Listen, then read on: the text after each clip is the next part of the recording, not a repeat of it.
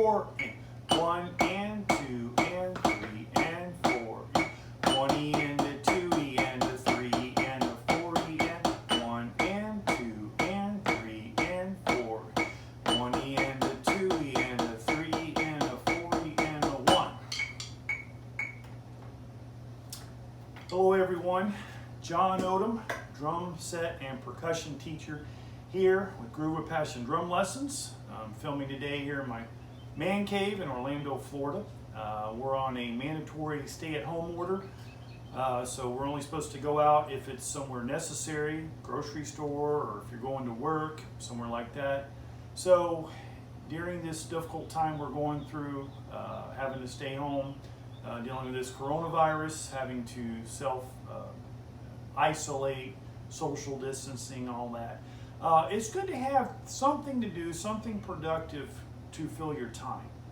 And so what I've decided I'm doing personally, since I'm not able to teach as much as normal because schools are closed right now, is I've decided, well, I'm going to, number one, pray more and read my Bible, and also practice. And so it gives me some time trying to look at this as an opportunity to learn new things.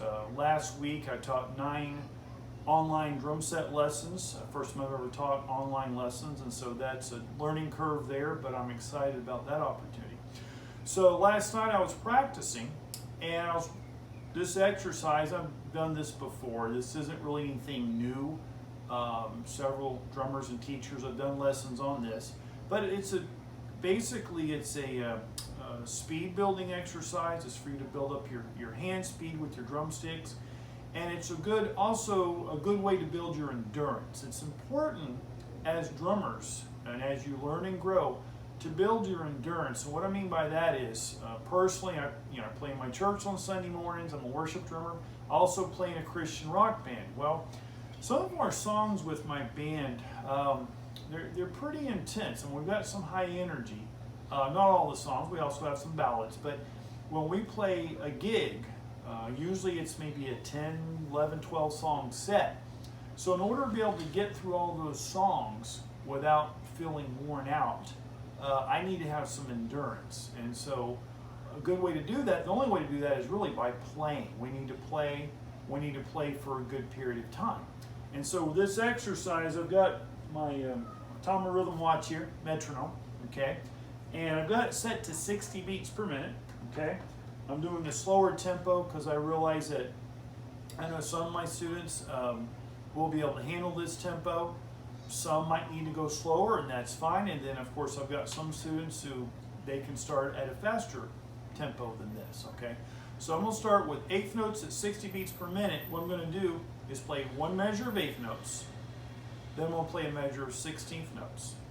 Then I'll switch to the other hand, play the same pattern, okay? And this is a good way, again, for you to build your speed, to build your endurance. You want to make sure when we're doing this, guys, number one, always make sure you're on the fulcrum of your drumstick, the balance point, okay? That's so important. You don't want to be holding the stick too high up towards the butt end because you're going to have too much weight on the front. You don't want to be too far towards the center because then you've got too much weight on the back. You're working extra hard, really, harder than you need to if you're not on the balance point. Typically, it's about a third of the way up from the butt end is a good reference point for you, okay? You want to make sure that you're gripping with the loose, relaxed grip, okay? The great Peter Erskine, all right, one of my favorite drummers and teachers, he described it as, think of the stick as a baby bird, okay, when you're gripping it. You don't want to hurt the baby bird because it's fragile, okay? You want to grip it very gently, but you don't want the baby bird to fly away, okay? He's learned to fly, so we don't want him to fly away. So with that being the case, we want to hold it in such a way where it allows it to move freely, okay? You don't want to impede the stick in any way, okay? So for this exercise, I'm going to start off 60 beats per minute. 1 and 2 and 3 and 4 and 1 and 2 and 3 and 4 and 1 and a 2 and a 3 and a 4 and a 1 and 2 and 3 and 4 and 1 and a 2 and a 3 and a 4 and a 1 and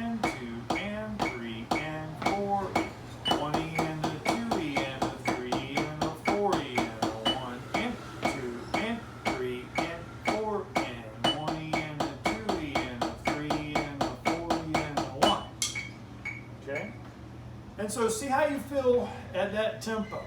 If that tempo is a little difficult for you when you play the 16th notes,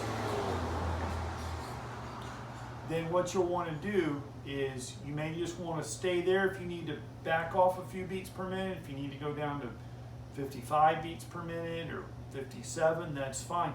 You want to find a tempo that you have to kind of work at, okay, meaning it's a little difficult for you, a challenge, but not overwhelming, okay? I mean, I can play with my right hand, probably 90, 95 beats per minute is good. With my left hand, maybe 80, 85, okay? I'm not going to try to play 100 beats per minute with my left hand. I know I'm not there yet, okay? With more practice, more time, hopefully I can develop my left hand to get to where I can play both hands. Because with two-handed 16 notes, that would be 200 beats per minute, which that's pretty fast. That's a good goal to have, okay? So once you get comfortable, like say 60 beats per minute, go ahead and bump your metronome up to 65.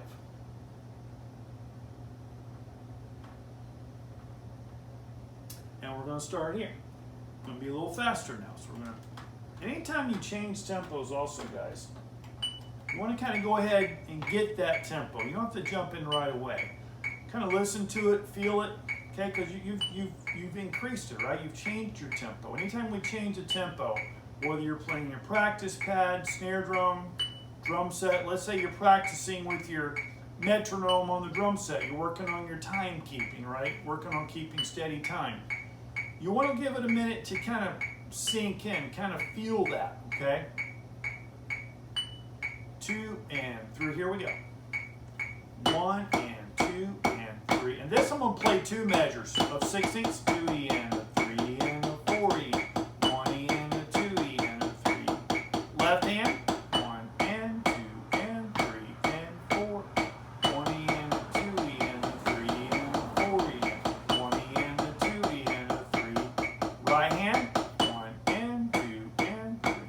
16ths, 1E and a 2E and a 3 and a 4E, 1E and a 2E and a 3. Left hand, 1 and 2 and 3 and 4, 1E and a 2E and a 3 and a 4E and a 1E and a 2E, 3 and a 4E and a 1. Okay? So you want to gradually increase the tempo, okay?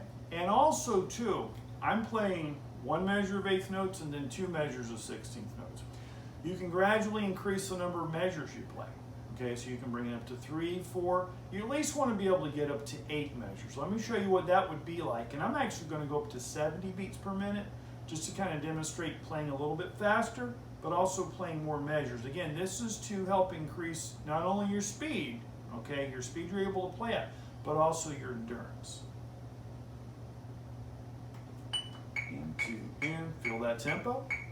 1 and 2 and here we go.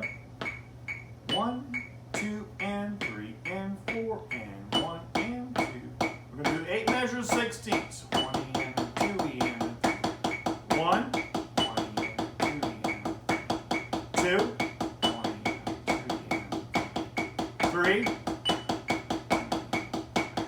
4, 3, 5, 6, 7, left hand, 1 and 2 and 3, 16ths, 1E and a 2E and a 3, 1, 2, 3, 4, 5, 6,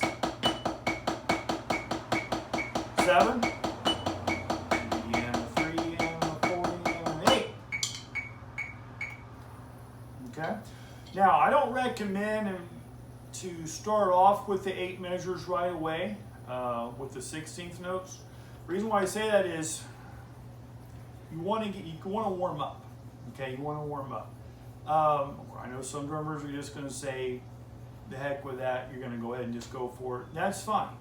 But especially for beginner students, probably a good idea to start off and build in increments. Start with the 1 measure with 16 notes. Do that a few times, you know. Then start with the 2 measures. I'm saying going back and forth between the 8th notes and 16th notes.